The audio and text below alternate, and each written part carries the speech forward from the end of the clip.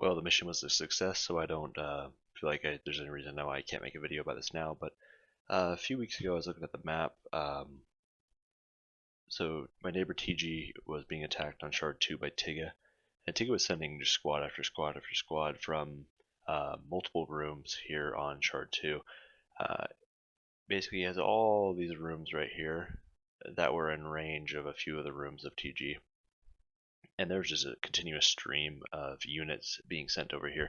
There's another video I'm going to be putting out soon highlighting that. But I needed a way to be able to defend my empire here if Tigga should choose to attack me. And I felt like the best way to do that was be a frontline outpost. So I've been working to get one down. But the issue I've ran into in the past with colonization is that Tigga will has an automated defense using his automated scouts and observers to detect new colonization rooms that I'm attempting to colonize, and he immediately sends new troops. I've been attempting to colonize this one right here, W21S7 on Shard 2 for a few months now, but every one of my efforts has been stomped out pretty easily by a few quad squads of Tigga. He's willing to go full boost even on like an RCL3 room if necessary to remove it. So I needed a new plan, and what I came up with was this guy. So I found a room here that only has one entrance, and had an unclaimed room here as well. So the main issue is, in order to have an effective defense spawn from the room itself, not relying on units being sent in from a different room, you need to have an RCL6 room so you can have labs and the terminal. Now the issue becomes, how do you get labs and a terminal built in 20,000 ticks? And that's pretty difficult because creeps are coming from another room. You have to claim it. You either have to ship an energy using like a hauler creep, or you have to mine the energy in room or the adjacent rooms. And I was able to do it my fastest in about 30,000 to 40,000 ticks, but that was uncontested. So I needed a different strategy. So I made some changes to my colonization code to make it work with full boosting. Changed my hauler logic to move more energy per tick on average. And then I found this room right here. So this room's special because it only has one entrance. And what that allows me to do is pop a safe mode here and give me 20,000 ticks where I can build up that room without having attacks.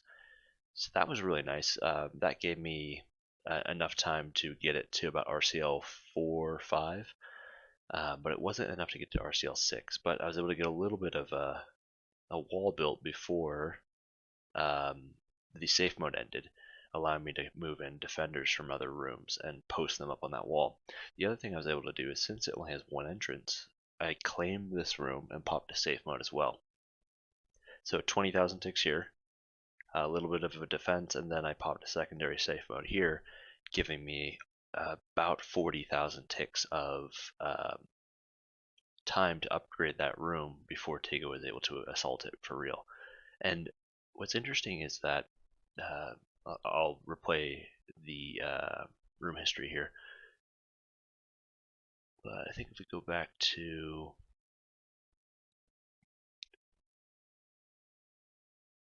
so you can see all my units sort of moving in from up above. A lot of these were boosted. I think I had transports running, and I have a special colonization code where it sends units from other rooms, and they'll mine from the adjacent rooms and bring it back to the room I'm trying to colonize.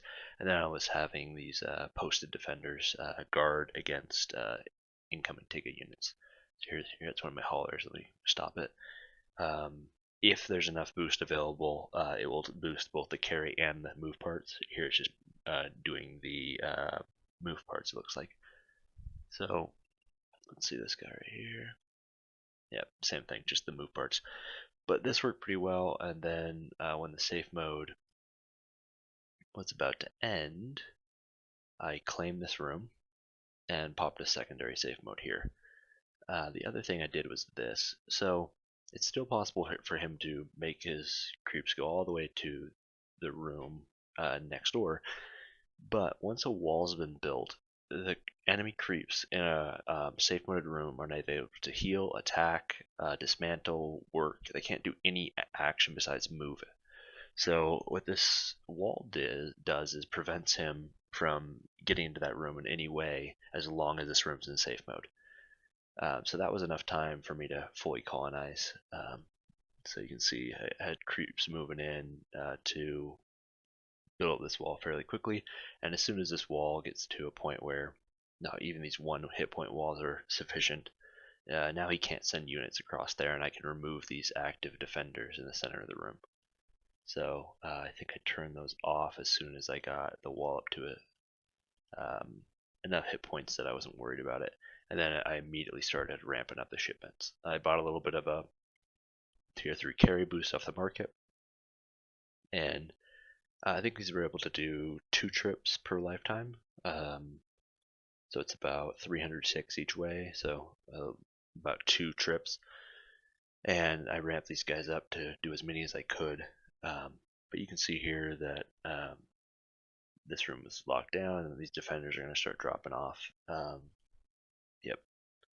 So I stopped replacing those defenders, but you can see how many of these guys I had. I had one there, one there, one there. So that's just the ones that are in this room, and that's on a chain that is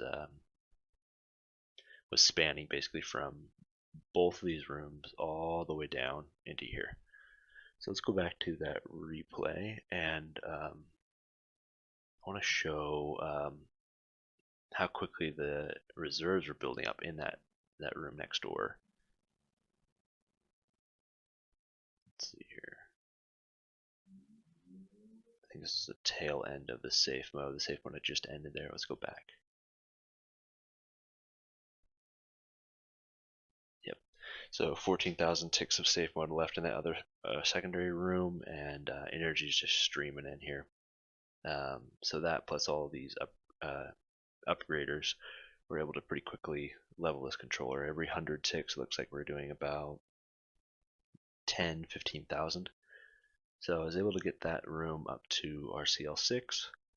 I think I was online and manually place some of these buildings. This isn't my typical layout. This layout's been optimized to defend against incoming nukes. I don't want a nuke to be able to destroy multiple key structures. So a nuke costs 30,000 energy to fire, but does 10 million hit points of damage at the square it lands on, and then 5 million with a radius of 3. So if you space out your buildings a little bit, so 1, 2, 3, that means that the nuke is only going to hit this much of a radius. Oh, so it's actually a radius of 2, not 3, my bad. So because these are offset like that, you can't hit both with a single nuke. So it makes it pretty easy to defend. You only have to do 10 million hit points of wall repair on the structure itself, and that will save the structure from being destroyed by the nuke. So that was my sort of thinking here, and then I plan to sort of spread out the structures and have my auto rebuild code run at each time a nuke lands. So you can see I'm pretty quickly filling up that storage and building up that terminal. Did take a little while. So there's definitely some optimizations I can make in this code to make it. Basically, you want to cut down the time it takes to colonize a new room, especially ones that are frontline war rooms. So I had some issues here where it wasn't recognizing this as a valid input because of its distance away from the controller. So I have what's called the upgrade container or the upgrade structure. It can either be for early rooms, it can be a container, it can be a link, it can be a storage or a terminal, but it looks in a certain radius. So there's some issues here where I was preventing these guys from operating correctly. I think I fixed it the next time I checked in. So yeah, looks like it was good by then. But you're very easily able to move in energy, and I could stop the shipments from the other room once this terminal was up and running. So let's dip back over here. Yeah, still about 5,000 ticks left. So I I did get these defenders going again. I wanted to fix this new unit type. I have a mixed unit type to counteract Tigga's ranged squads. I figured a large formation like this with a decent amount of heat, tough would be able to tank it. I do need to make some adjustments still, though. The way to do this would be have it, well, a boosted heal tier 3 is able to do 48 hit points of heal. So in this configuration, they can only heal 2.5 of these parts that would be destroyed. So this is not enough heal and too much tough. So a little bit of optimization that still can be made there. Let's see, let's go a little bit further. 1800 ticks before the second safe mode ends, and labs are up. I believe I'd shipped in, yep. So once a new room has been added to the colony in the Empire, it's able to receive shipments from the other rooms. And I have 30 rooms right now in Shard 2, so there's plenty of backline rooms that are able to produce boosts and ship them to the front line. And now that this is, well, this room's stocked with energy, and it has a decent amount of tier 3 boosts, so any incoming units are going to be stopped by a boosted melee or boosted ranged creep. So let's see what happens here. Let's see what these walls got to. 1.93 million.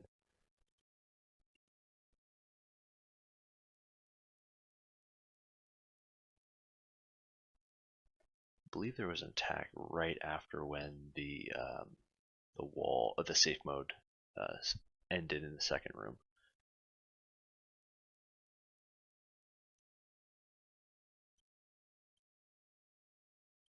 Let's just keep skipping.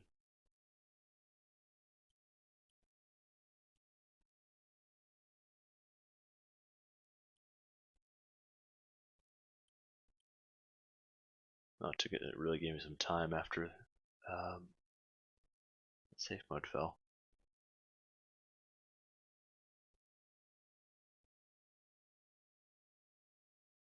Oh, there we go. There it was.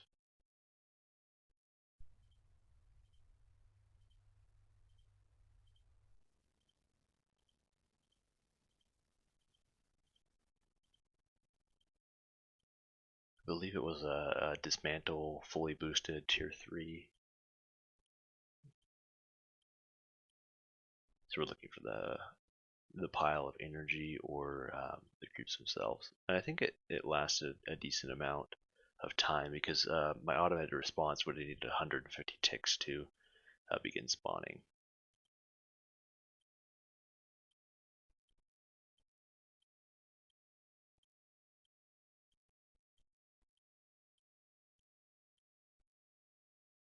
Nope. Nope, invader.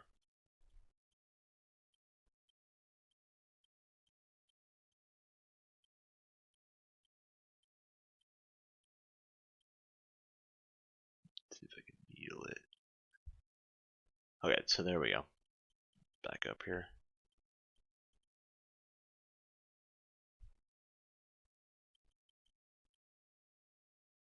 So we're going to see Tigga's troops break through, and then let's pause.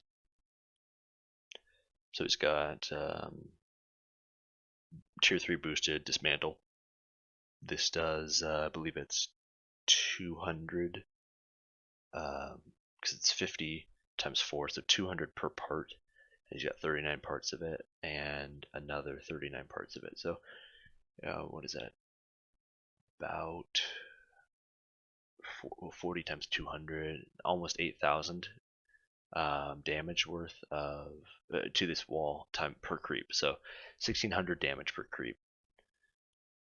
And this is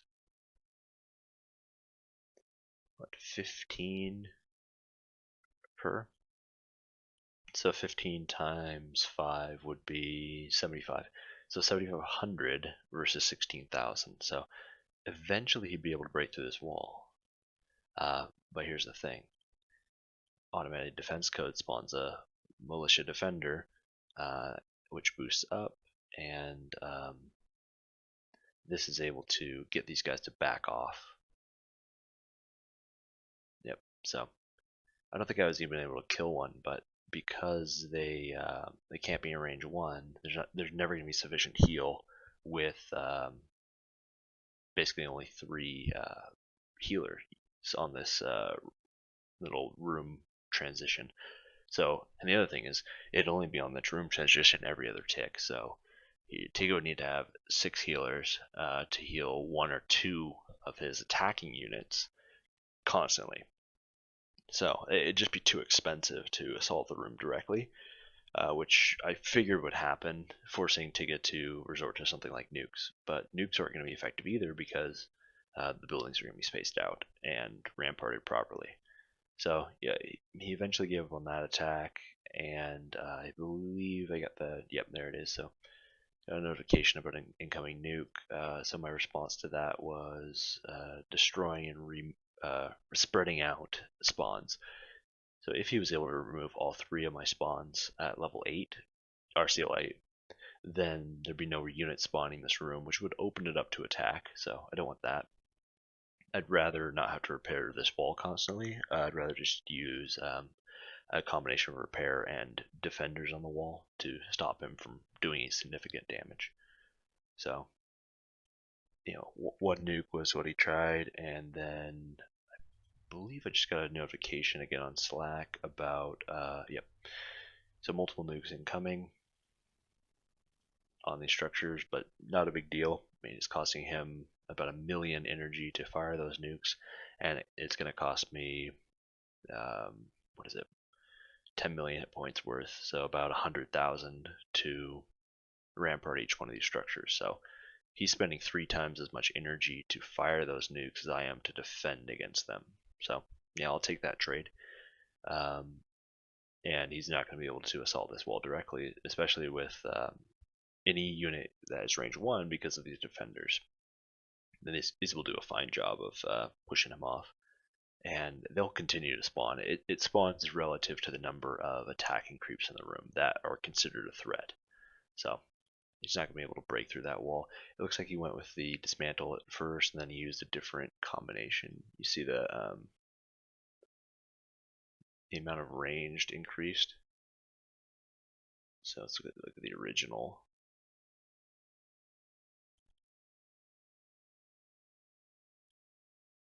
Looked like it had increased. It was a single row. Yeah, or maybe there's 2 different types. No, it's wrong. Okay, so initially went with the Dismantle Creeps, but that doesn't look like it was effective at all, and I believe his code transitioned to an all-ranged assault. Yeah. The problem with this is it doesn't really do any damage. Here's 7 ranged attack parts times 40, so 280 damage to 3 wall sections. So 1,000 1,000 hit points of damage per tick per creep on this first row, and this is even less on the second row. So I mean, 2,000-3,000 damage is easy to offset with a pair of wall repairs. So a ranged attack is not going to be effective at destroying this wall. So it's going to be this back and forth, but I'm expecting this room to be in more or less a permanent siege state, but one that I can keep him at bay and hopefully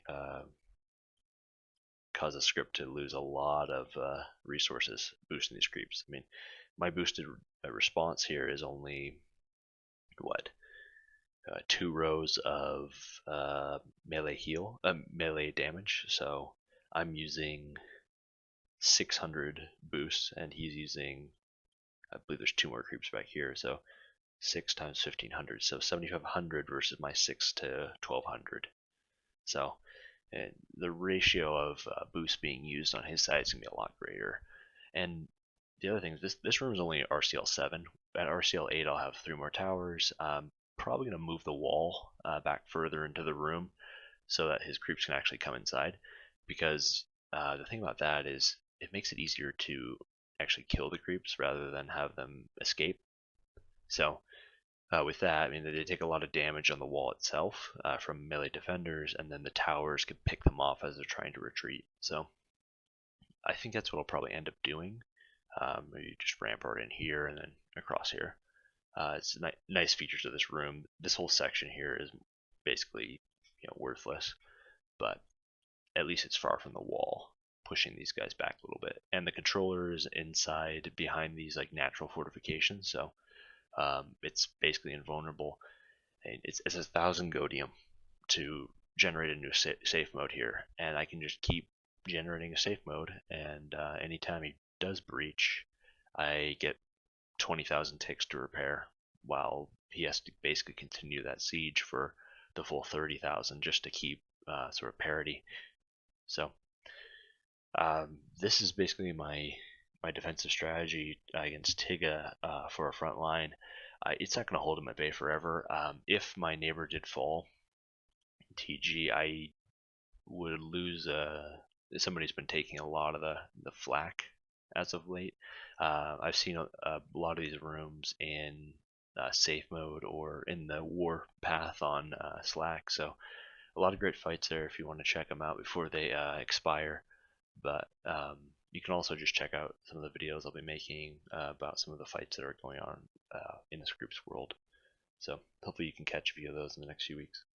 Anyway, thanks for watching, guys, and I hope you learned something or found this helpful when deciding how you're going to defend your empire, or some of these like high level decisions you're going to make to be able to fight your enemies. I mean, the meta currently is on the defensive side, but I think that will continue to shift more to the attacker as we see new features like new power creep types, and changes to terminals, and perhaps maybe some changes to the way ramparts work. A lot of complaints by Tigga's the loudest voice, but there have been others who are a little peeved by 300 billion ramparts, which are basically impenetrable with safe modes. So it'd be cool to see some sort of balancing that would occur there. Anyway, I hope you enjoyed, and be sure to leave a comment or a like down below if you did enjoy this kind of video. Thanks for watching, guys.